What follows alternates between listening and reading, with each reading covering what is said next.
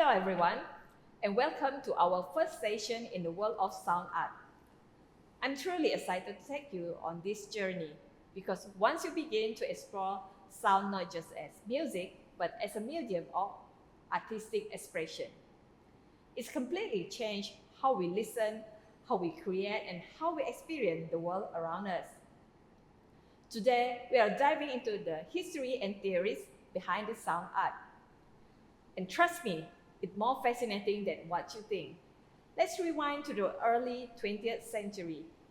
Artists back then were questioning everything: what art could be, what it should do, and what it could sound like. One bold thinker was Luigi Russolo, heart of the Italian Futurist movement.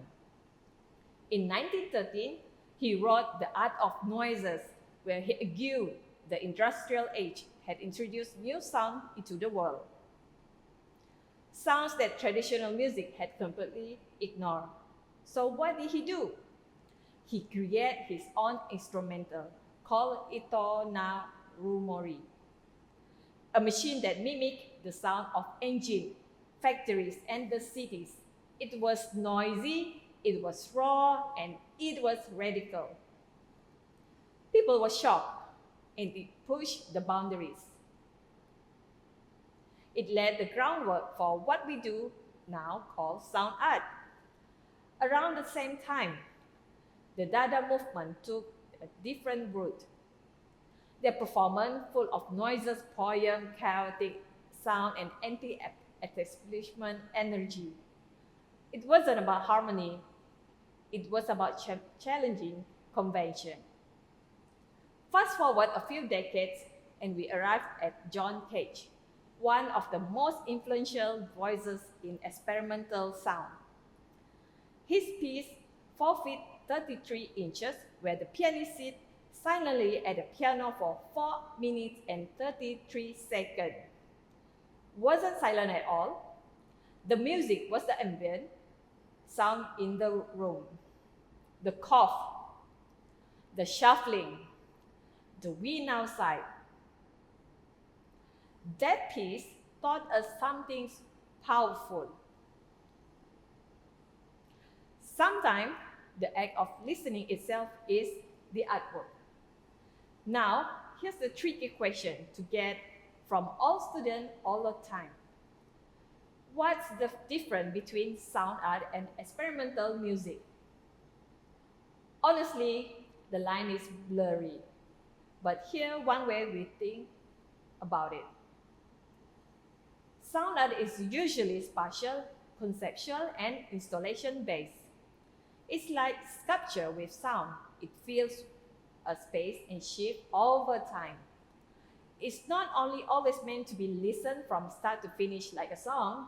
Instead, it's meant to be experienced. Let's talk about theory. One idea I love is a cosmetic sound. That when you hear a sound from, but don't see what's making it, thinking of hearing footsteps in a hallway, but no one there.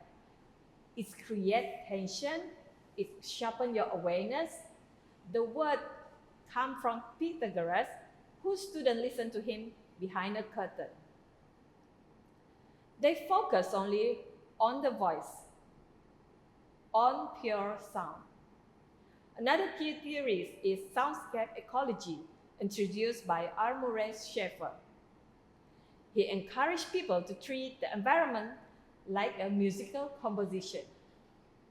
He creates sound walk, guide walk when you just listen.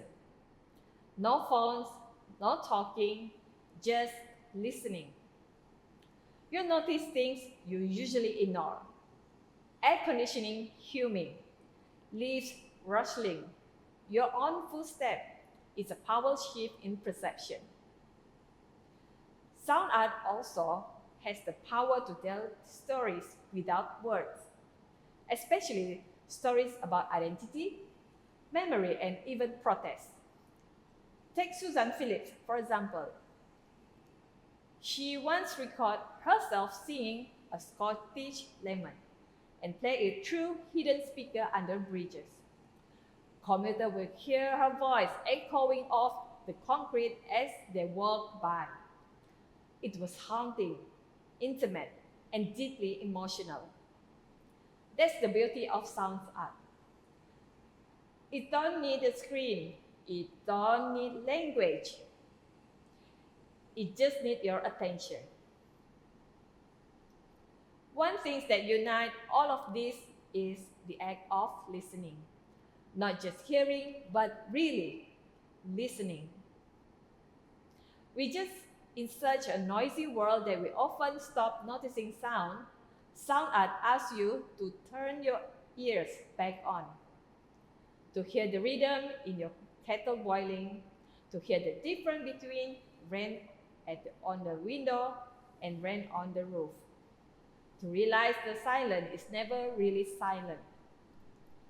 Listening is creative. It shapes what we notice and what we make. You might ask, why do we need to learn all this history?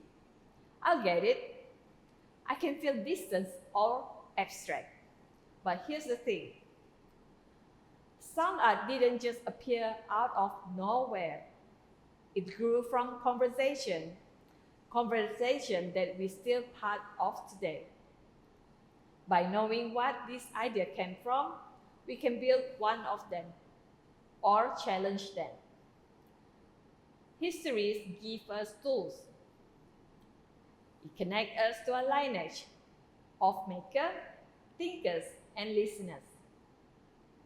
So as we wrap up today's session, I want to leave you with a small assignment. Start a listening journal. Each day, write down a few sounds that you stood out to you. Describe them, maybe even draw them. You don't need fancy tools, just your ears and your attention. Because often the most powerful moment in sound art come not from what we invent, but from what we finally hear. Thanks for listening. I'll see you in the next session.